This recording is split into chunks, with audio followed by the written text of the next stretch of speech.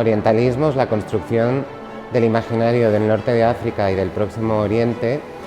pretende analizar cómo desde Occidente hemos construido esas imágenes de Oriente. Hemos utilizado la figura del arabesco. Para ello hemos utilizado más de 660 obras en la que los temas, aunque cambien los estilos, esos temas, ¿no?, esos estereotipos y esos clichés que nosotros hemos construido sobre Oriente se repiten una y otra vez. La exposición Orientalismos aborda el fenómeno de